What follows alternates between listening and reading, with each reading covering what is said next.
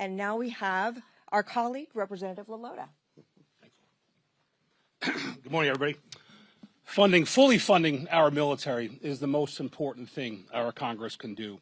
And 15 days into this shutdown, it's time for Chuck Schumer to do what's right and show a fraction of the courage and selflessness our troops display every day. Before I came to Congress, I was a Navy man. I deployed overseas 3 times alongside some of the most selfless and brave Americans our nation has to offer. These men and women serve their nation in hot engine rooms overseas, on dangerous aircraft carrier decks conducting night flight operations, and on island chains ensuring they didn't become a safe haven for terrorists. The sailors I served with risked everything, time away from home, injury to themselves, and even their own lives in defense of our great nation. And I think that kind of courage demands some sort of selflessness as well from our nation's leaders, too.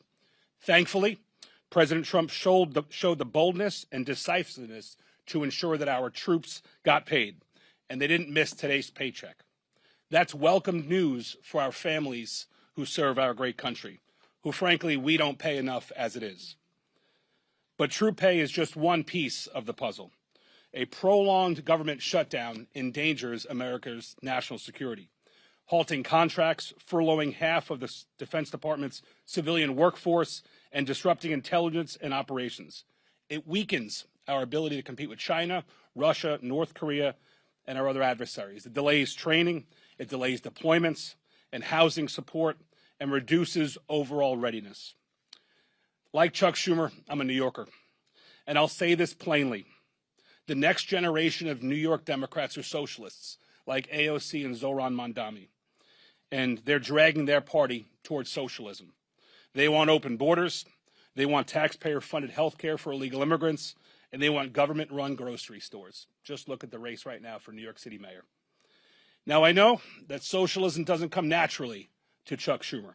It was said before that just back in March, he supported the same clean CR that we're asking him to support today. Back in March, he had a backbone, Chuck Schumer. He stood up to his party's radical base and said he would put the nation before his own political interests. And he took a lot of flack for doing so. And that's why he's changed his course.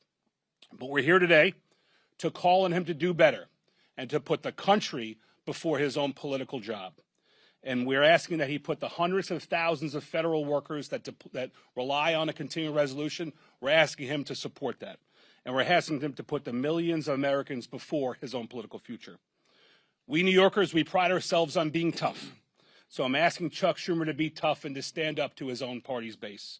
Stand up to AOC and Mamdani. Be brave like our troops. And do your job and reopen our government. I want to introduce my good friend, also a military veteran, an Air Force, don't hold the Air Force part against him, an Air Force colonel who's doing a hell of a job fighting for his constituents in Iowa, my friend Zach Nunn. Nick, thanks, brother. Appreciate it. Whenever you can get the Navy and the Air Force on the same target, we're moving in the right direction. Friends, here's the reality right now. This government shutdown does not have to happen. We have a reality before us where 1.5 million troops, both those active duty and those in the Guard and Reserve, are on pins and needles where they're going to be able to feed their family marching forward. I am so proud to be standing with fellow patriots up here, many of them who have served. I'm one of those members who have served not only in combat, but continue to serve in my reserve capacity now. I've already committed my drill this weekend, and speaking with frontline members who are serving in uniform, our brothers and sisters, the sons and daughters of families who have sacrificed to have their child be in the military. They all have the same question. Why is this happening, and what is the mission to be able to stop it? Well, let's be very clear. The House of Representatives has executed its portion of the mission. Fully pay our federal government. The majority of the House, the majority of the Senate, the majority of the American people want this. But the reality is, there's a handful of individuals in the Senate who have put a stop to it. And this is where I agree with one of my colleagues. We don't govern by temper tantrum, he said. We'd be hurting millions of Americans, and we'd be treating them as leverage. That was Chuck Schumer in 2018. Another colleague said, this is irresponsible. No, it's reckless. My other colleague, Nancy Pelosi, but that was in 2013. A fellow colleague said it's not normal to hold 800,000 workers, or in this case, over 1 million military members and their paychecks hostage. That was from AOC in 2019. Team, we've heard about the first-hand impacts to individuals. And it goes beyond just America, but what's happening right in our own districts as we look at this.